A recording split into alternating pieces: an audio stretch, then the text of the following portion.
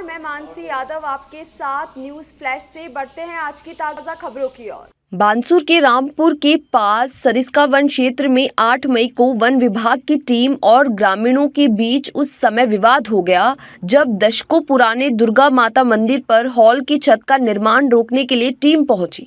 इस दौरान झड़प में वन विभाग के 3 कर्मचारी घायल हो गए। बाद में विभाग ने 15 नामजद समेत 150 ग्रामीणों के खिलाफ मामला दर्ज करवाया। पूर्व मंत्री शकुंतला रावत ने इस कार्रवाई को अमानवीय बताया और भाजपा सरकार की कड़ी आलोचना की। उन्होंने कहा कि एक तरफ भाजपा मंदिरों के नाम पर वोट मांगती है और दूसरी तरफ रात 12 बजे मंदिर गिरा रही है।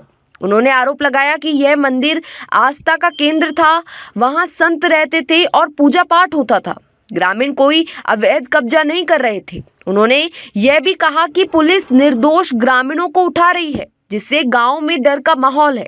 उन्होंने प्रशासन और वन विभाग के अधिकारियों से मिलकर समाधान निकालने और ग्रामीणों के साथ सामंजस्य बनाने की अपील की। अपने निजी फंक्शनों में हम शामिल होने आए थे, तो जब भी इस रोड से बाईपास से निकलते हैं तो माता के मंदिर में प्रणाम करने आते हैं। ये काली माता का मंदिर मैं तो मानती हूँ कि बानसूर में स्थित है और काली माता का मंदिर है, तो पूरा बानसूर इसको पूजने आता है। क्या शानदार ये मंदिर भी बन गया और माता के आशीर्वाद से और कांग्रेस पार्टी की सरकार से ये जो हॉस्पिटल बना है एक जन सेवा का, तो ये भी ट्रोमा सेंटर और बहुत अच्छी बात है। यहाँ के सरपंच साहब जो कृष्ण है उसने ये तुरंत ही एनओसी दे दी, तो लेट नहीं हुआ और काम चालू हो गया। बाईपास से सड़क भी निकाल दी जिससे कि मेले के यात्री भी यहाँ डिस्टर्ब नहीं हो।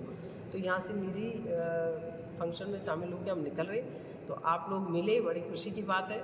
माता का आशीर्वाद आप पर और पूरी बानसूर तहसील पर बना रहे, मैं तो ऐसी ही कामना करती हूँ। मैडम, जैसा कि अभी 2 दिन से आप ही के क्षेत्र में एक नई चीज़, ये एक तो मंदिर को तोड़ना ये उचित नहीं है, क्योंकि मंदिर बनाए जाते हैं, तोड़े नहीं जाते हैं। और मंदिर किस भूमि पे है, कैसी ज़मीन है, किस क्वालिटी की है, ये नहीं देखा जाता। मंदिर जहाँ स्थापित है, किसी भी गुरु महाराज का है, देवी का है, देवता का है, तो वो वहाँ पर रहता है। आप देखते हैं कि कितने भी जो प्राचीन मंदिर हैं वो सारे जंगल में ही पाए जाते हैं। ऋषि मुनि हो तो वो जंगल में ही तपस्या करते थे। इसी तरीके से ये जो मंदिर था गुढ़ा के वहाँ आगे कल्याणपुरा, तो ये मंदिर भी प्राचीन मंदिर है। प्राचीन मंदिर में आस्था होती है और आस्था एक शक्ति का रूप है। तो मैं मानती हूँ कि ईश्वरीय शक्ति सब जगह है और हमारा हिंदुस्तान, हमारा भारत देश एक धार्मिक और धर्म में विश्वास करता है, देवी देवताओं में, ऋषि मुनियों में। ये भूमि भी देवी देवताओं की है, ऋषि मुनियों की भूमि है। जैसा कि अभी भगवान राम का मंदिर बना है, तो भाई ये राम मंदिर हमारा माता का मंदिर है, ये क्यों तोड़ा जा रहा है? मंदिर बनाने का जो बीजेपी कहती है मंदिर बना रहे हैं, तो हमारे इस मंदिर को क्यों तोड़ा है भाई? प्रशासन ने मंदिर को तोड़ा और फिर प्रशासन पूरा गाँव वालों के खिलाफ लग रहा है। अगर ऐसा जानकारी में था और ये गैर कानून था तो पहले ही रोकते कि निर्माण नहीं करते, और कर लिया तो कोई व्यक्ति उस पर कब्जा नहीं कर रहा, कोई गांव का उस पर कब्जा नहीं कर रहा। ये तो ईश्वर का था, ये तो भगवान का मंदिर है। वहाँ महाराज जी रहते हैं, डेली पूजा पाठ करते हैं, वो वहाँ पर आरती करते हैं। तो ये जन जो भावना है लोगों की, उस भावना को ठेस पहुँची है। मेरा आपके माध्यम से यही निवेदन है कि कोई भी मंदिर हो, चाहे फॉरेस्ट में है चाहे कहीं पर भी है, तो उस मंदिर का जो निर्माण हुआ पड़ा है उसे तोड़े नहीं।